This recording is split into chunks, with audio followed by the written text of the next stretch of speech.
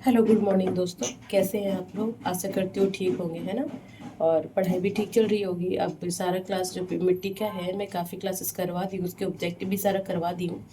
तो आप ना उसे आप जाके पहले सारी मिट्टी देख लेंगे तो मिट्टी का चैप्टर अब 10-10 20 मिनट का ज़्यादा नहीं है, अब जल्दी जल्दी हो जाएगा। आप एक बार अच्छे से सुन लेंगे और बाद में ना धीरे धीरे एक बार अच्छे से सुनेंगे, फिर बाद में भले बढ़ा के सुन लेंगे, है ना। तो ये पोर्शन में भले छोटे छोटे टॉपिक डालती हूँ ताकि आप लोग धीरे धीरे करके कंप्लीट कर लें। तो आज मैं काली मिट्टी पढ़ा दी, जलोढ़ और लाल मिट्टी पढ़ा दी। आज लेटेराइट मिट्टी है, तो लेटेराइट मिट्टी को मैं पढ़ाती हूँ और कल ना इसके ऑब्जेक्टिव जो भी होंगे ना तो मैं से इसको बता दूंगी, ठीक है। तो खुद पर विश्वास करना सबसे बड़ा साहस है और ये साहस करते रहे।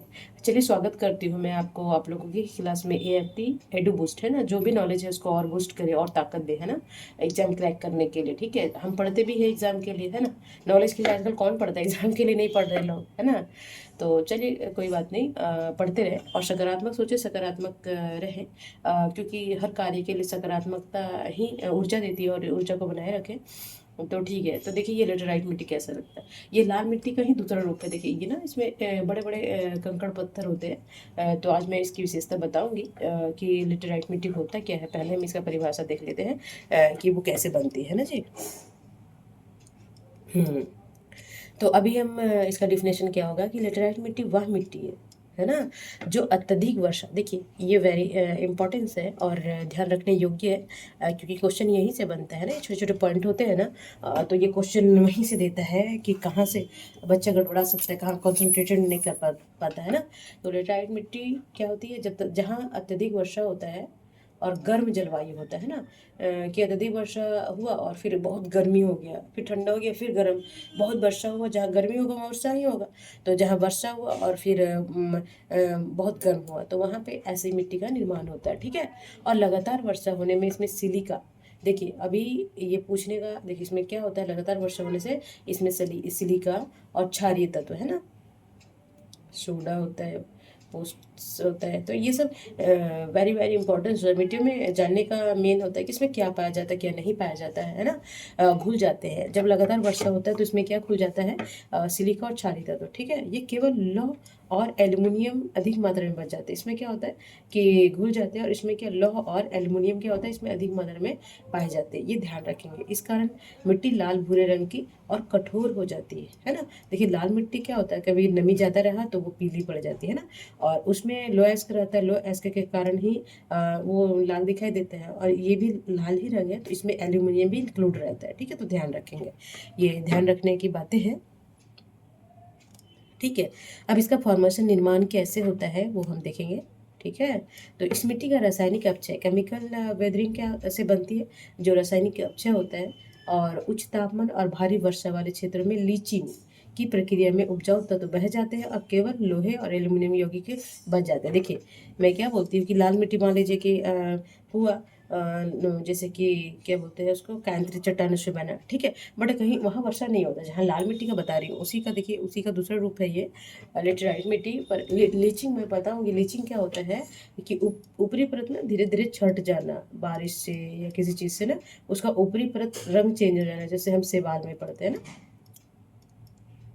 सेवाल क्या होता है, ग्रीन होता है। तो अभी क्या, अभी हम जब इन्वायरमेंट पढ़ेंगे, इन्वायरमेंट पढ़ेंगे तो उसमें देखेंगे कि सेवाल लीचिंग है ना। तो ये वर्ड आता है लीचिंग, है ना। तो वहाँ मैं इन्वायरमेंट में बताऊंगी आप लोगों की लीचिंग क्या होता है।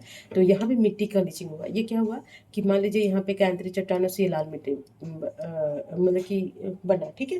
तो अभी क्या होगा, इसमें लगातार वर्षा हो जाएगा तो इसका क्या, ऊपर ऊपरी परत क्या होगा, धुल के ये बह जाएगा, नदी में समुद्र में चला जाएगा, ठीक है। तो ये इसका क्या हो गया, इसके पोषक तत्वों का लीचिंग हो गया, है ना। तो ये ध्यान रखेंगे।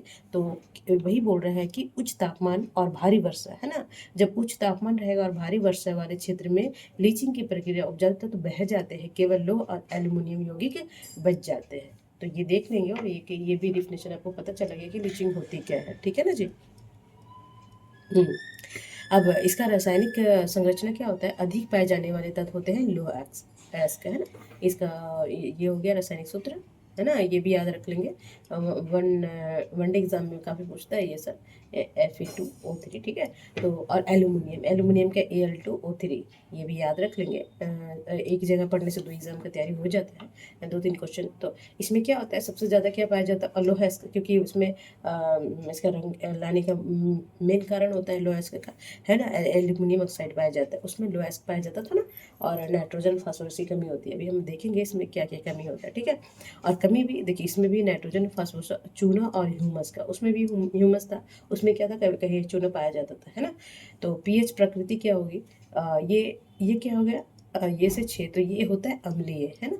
अम्लीय और क्षार आप साइंस में पढ़े होंगे कि जीरो मतलब 7 एक आदर्श होता है, जो क्या बोलते हैं ये, न अम्लीय होता है न क्षारीय होता है ना। तो जब इधर हम प्लस में बढ़ते जाएंगे तो क्षारीय होता जाएगा, 7 प्लस करके एक आदर्श रूप बोलते हैं ना। और इधर माइनस करते हैं तो अम्लीय। तो इसका क्या, ये भी पूछ सकता है, आप ध्यान रखेंगे, वेरी वेरी इंपॉर्टेंस ना। तो ये ध्यान रखेंगे कि ये अम्लीय है क्षारीय है, तो ये अम्लीय है ना, एसिड है, ठीक है, एसिटिक है।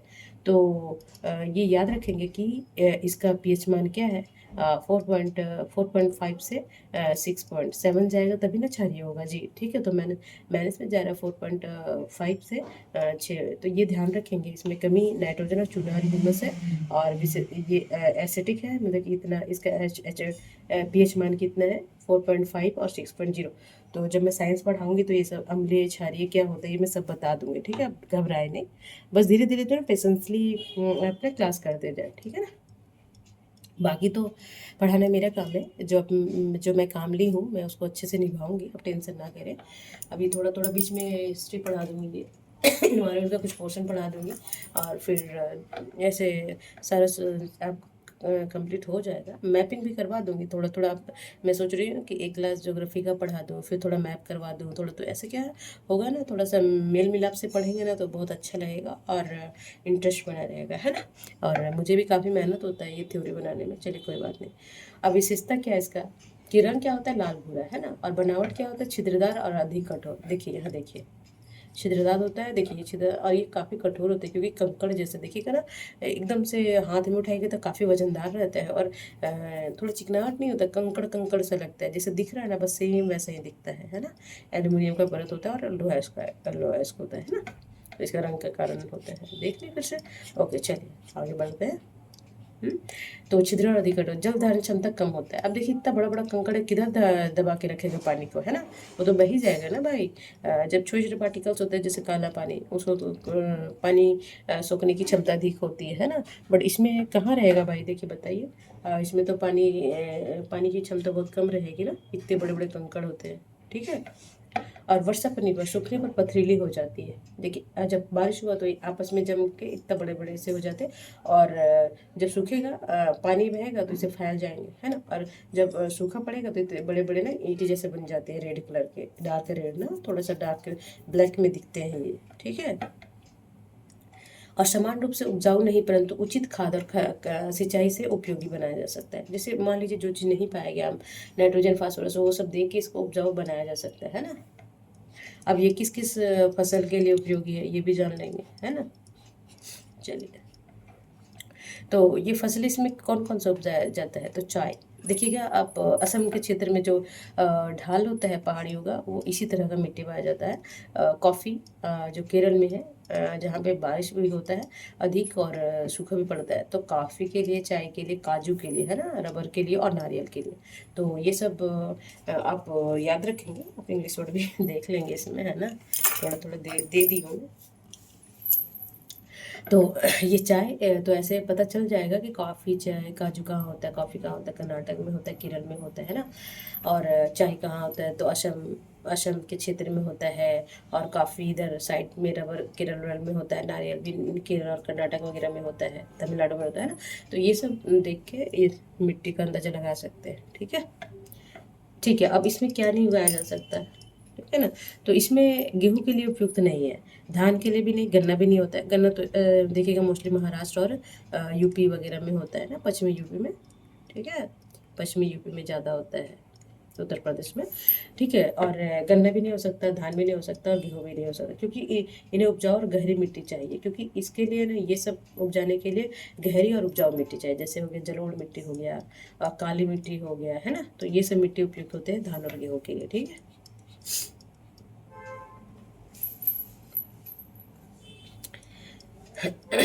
ठीक है, अब देखेंगे ये क्षेत्र अब किस क्षेत्र में पाया जाता है, distribution of India in India. India में कहाँ कहाँ पाए जाते हैं ना। तो लेटराइट मिट्टी मुख्यतः दक्षिण भारत, पूर्वोत्तर भारत में पाई जाती है। पूर्वोत्तर भारत में भी जहाँ वर्षा होता है और अग्नि चट्टान जहाँ पाए गए थे, तो वो क्षेत्र में पाया जाता है। केरल में पाया जाता है, कर्नाटक में पाया जाता है, तमिलनाडु और महाराष्ट्र के कोकण क्षेत्र में, ठीक है। क्योंकि देखिएगा महाराष्ट्र में मोस्टली काली मिट्टी पाई जाती है ना। हम पढ़े ना आगे। तो जो कोकण क्षेत्र है वो वहाँ पे क्या पाया जाता है, कोकण यानी कि कर्नाटक कर्नाटक और गोवा वाला एरिया है ना नीचे वाला, वो सब कोकण क्षेत्र कहलाता है। कोकण तट भी बोलते हैं उसको। फिर उड़ीसा में पाया जाता है, झारखंड में भी कहीं कहीं पाया जाता है ना। फिर असम में मोस्टली जो पाया जाता है, थोड़ा मोड़ा तो देखिए हर जगह मिट्टी हर तरह का रहता है इन्वायरमेंट। और असम, मेघालय और अन्य पूर्वोत्तर राज्य में, ये याद रखेंगे। मेघालय में तो लाल मिट्टी ही है मोस्टली, आप देखेंगे तो ये लेटेराइट में, क्योंकि काफ़ी वर्षा होता है वहाँ पे। चेरापूंजी आप सुने होंगे ना, है ना। विश्व का सबसे ज़्यादा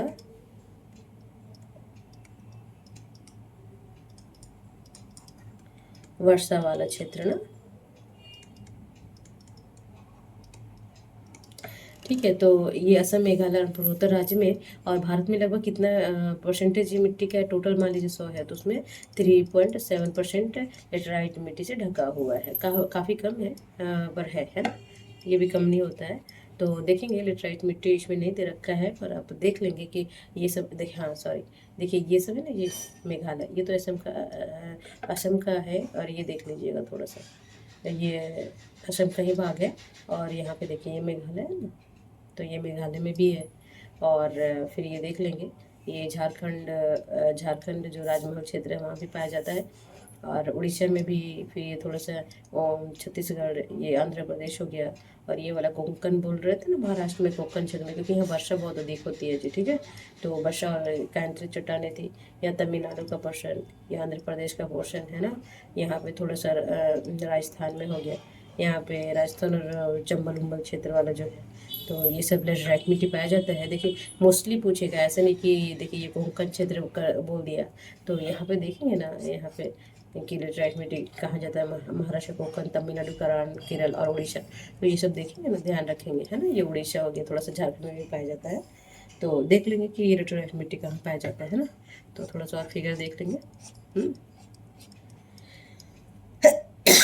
देखिए यहाँ थोड़ा थोड़ा पॉइंट दे रखा है लेटराइट मिट्टी वाला, ये सब ना, देखिए ये सब। और ये वाला पोर्शन है कोंकण क्षेत्र वाला, यहाँ पे हो गया। तो ये सब ध्यान रखेंगे, ठीक है। तो ये फॉरेस्ट वाला है, मैं पढ़ा दूँगी। पीट मृदा भी है, टोटल 8 मृदा है।